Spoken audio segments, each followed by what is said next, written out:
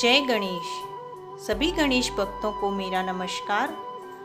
आज मैं आपको बताऊंगी कि भाद्रपद की शुक्ल पक्ष की गणेश चतुर्थी का व्रत दोपहर में क्यों करना चाहिए और इस दिन रात्रि में चंद्र दर्शन क्यों नहीं करने चाहिए, और अगर कोई इस दिन चंद्र दर्शन करे तो उसको मिथ्या कलंक का भागी बनना पड़ता है।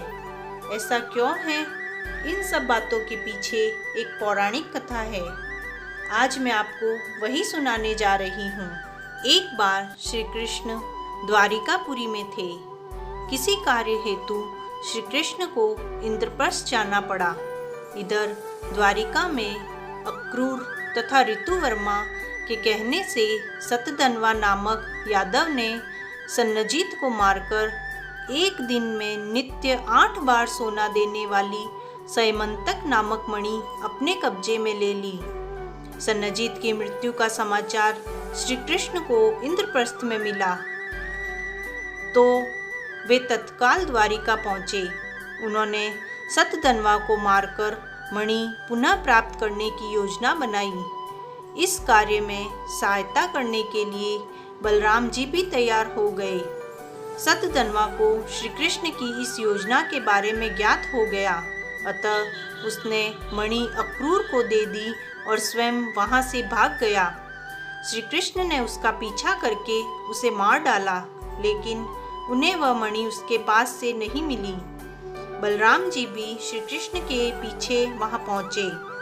श्री कृष्ण ने बलराम जी को बताया कि मणि सतधनवा के पास से नहीं मिली, परंतु बलराम जी को श्री कृष्ण की बात पर विश्वास नहीं हुआ और बलराम जी निराश होकर विदर्भ चले गए।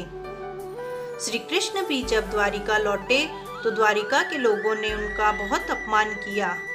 सब जगह यह बात फैल गई कि सैमंतक मणि के लोभ से श्री कृष्ण ने अपने भाई को भी त्याग दिया। श्री कृष्ण इस अकारण हुए अपमान से अत्यधिक दुखी हुए और निराश होकर बैठे ही थे कि अचानक नारद जी वहां आ गए और नारद जी ने श्री कृष्ण को बताया कि आपने भाद्रपद की शुक्ल पक्ष की चतुर्थी के चंद्रमा के दर्शन किए, इसी कारण आपको इस तरह लांछित होना पड़ा है। श्री कृष्ण ने नारद जी से पूछा कि चौथ के चंद्रमा को ऐसा क्या हो गया है कि जिसके कारण उसके दर्शन मात्र से मनुष्य कलंकित होता है। तब नारद जी बोले, एक बार ब्रह्मा जी ने गणेश चतुर्थी के दिन गणेश जी का व्रत किया।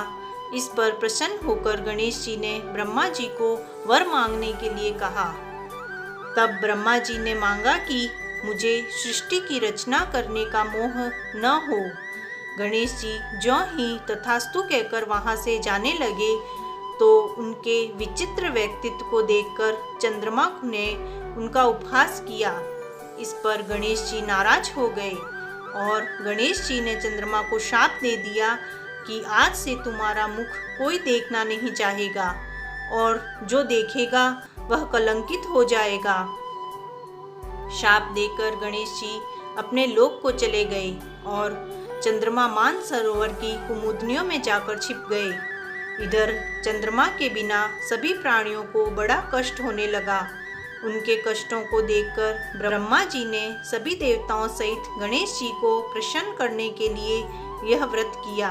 गणेश जी ने प्रसन्न होकर यह वरदान दिया कि चंद्रमा शाप से मुक्त तो हो जाएंगे, परंतु वर्ष में एक बार भाद्रपद की शुक्ल चतुर्थी को जो कोई चंद्रमा के दर्शन करेगा उसे चोरी आदि का झूठा लांछन जरूर लगेगा, किंतु जो मनुष्य द्वितीया यानी कि दूज के दिन चंद्रमा के दर्शन करता रहेगा वह इस लांछन से बच जाएगा।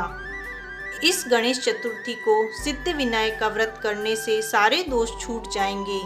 यह सुनकर देवता अपने अपने स्थान को चले गए तथा चंद्रमा मानसरोवर से निकलकर चंद्रलोक में आ गए। अतः नारद जी कहते हैं कि इसी चंद्रमा के दर्शन करने से आपको यह कलंक लगा है।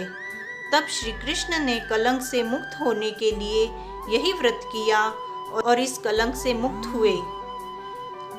यह व्रत करने से मनुष्य को धन, धान्य, संतान, सुख, सौभाग्य और विजय आदि प्राप्त होते हैं।